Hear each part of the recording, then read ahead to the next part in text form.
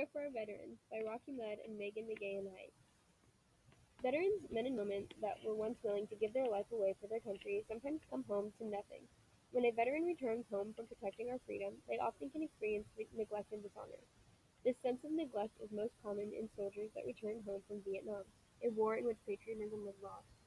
Many people who didn't experience the ugly of war turned their backs on our veterans, blaming them for the failure to succeed.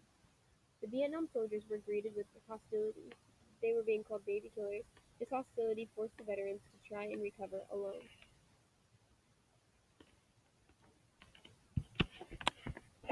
According to the National Suicide Prevention Lifeline, Vietnam veterans have the highest suicide rate of any particular group.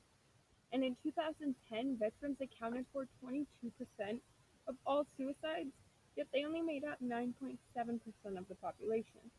The U.S. Department of Housing and Urban Development estimates that 39,471 veterans are homeless on any given night.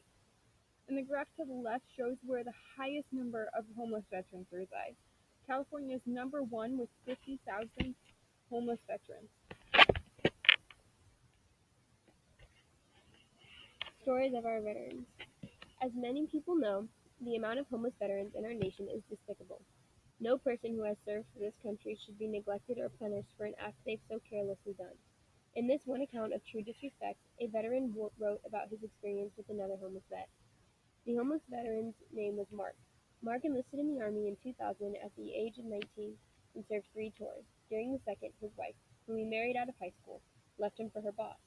Also in his second tour, Mark fell victim to an IED, which left his leg badly injured, but not completely destroyed.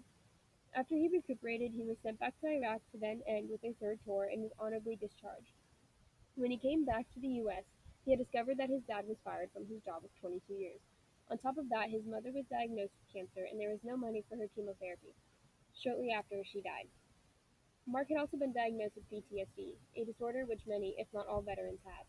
Struggling with his mother's death, his own disorder, and his father's recent layoff, Mark turned to an ugly outlet, drinking. With his new addiction, it was becoming more and more difficult for him to find a job, and whatever job accepted him, he wasn't there for long.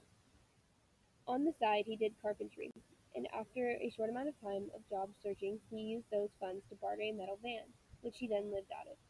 Not only was he alone and homeless, Mark was also being constantly antagonized by the police and passerbyers on the streets. The author of the story then said how he was going to help Mark get his car up and running so he can travel, but Mark was picked up by the police for loitering, among other things.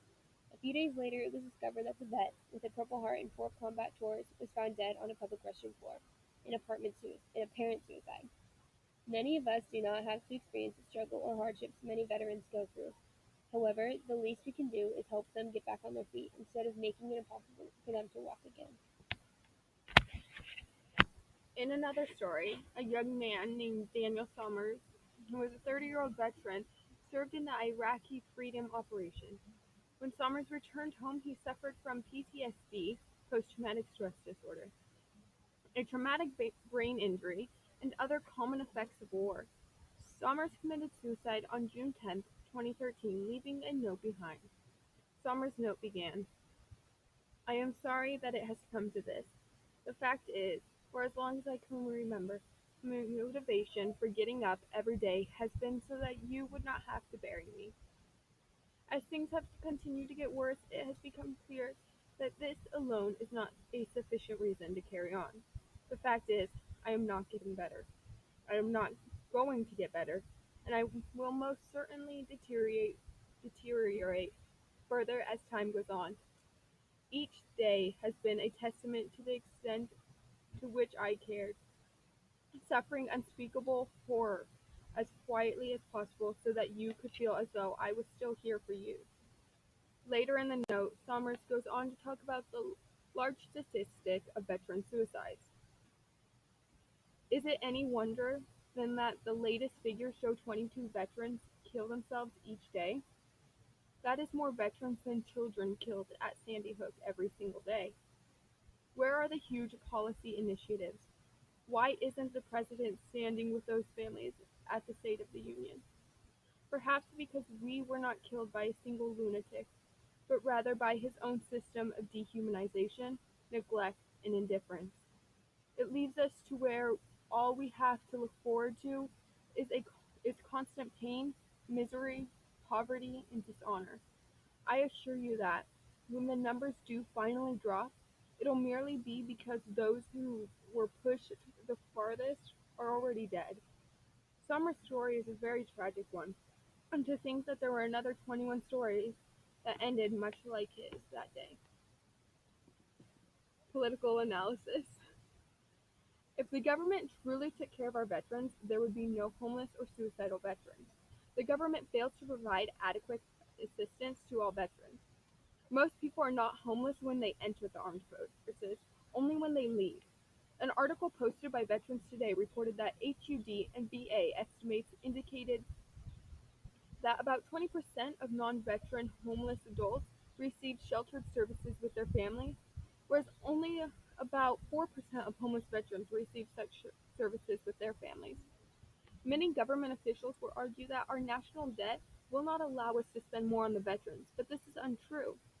There are studies that prove that the cost of leaving veterans homeless is just as expensive, if not more expensive, than it would be to provide them with permanent housing. Additionally, our politicians are constantly and currently voting against our veterans. An article written by The Nation exposes Congress for continuous neglect.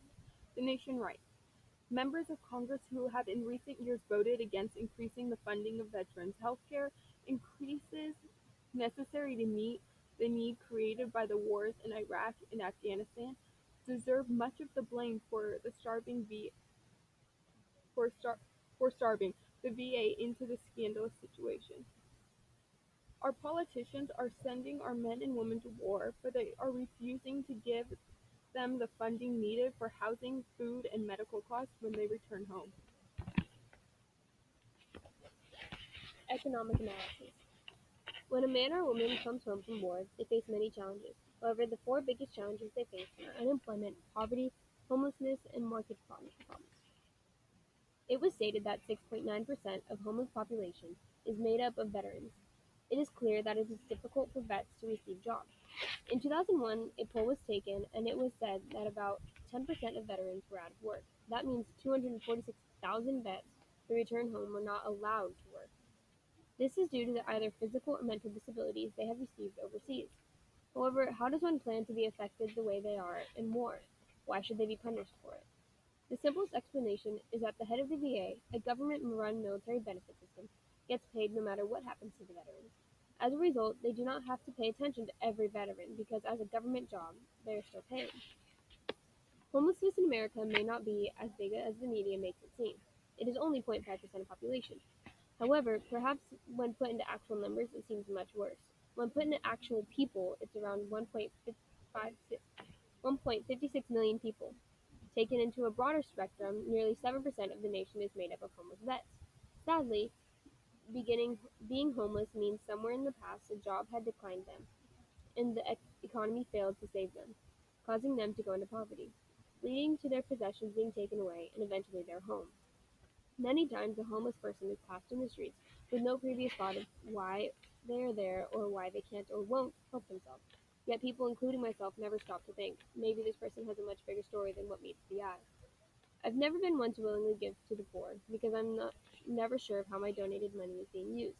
Unfortunately, there are many people like me, and the odds and that adds to the cause of the deterioration of our vets. In order to help them, we have to look within ourselves to see what kind of help we can contribute to their cause. CST principles. Call to family, community, and participation. The call to family, community, and participation tells us that all people are sacred and social. Law and policy both directly affect human dignity and the ability for a community to grow. All people have a duty and a right to participate in society, seeking together a common good and the well-being of all our brothers and sisters, especially the vulnerable and poor. I am my brothers and sisters' keepers. As our veterans protected us as our keeper overseas and abroad, we must protect them when they come home. We ought to lay down our lives for our brothers. If someone who has worldly means sees a brother in need and refuses him compassion, We have the ability and the resources to help our brothers and sisters in need. It is our job to show them the compassion for them as they showed us when they laid down their lives on the line. Greater love has no one than this, that he laid down his life for his friends. Veterans, at one point or another, have given everything they had to offer to their community. And as their community, it is our duty to give back to them when they are vulnerable. Whereas in one body we have many parts, and all the parts do not have the same function. We are all of one body, so we must treat others as we would want to treat ourselves.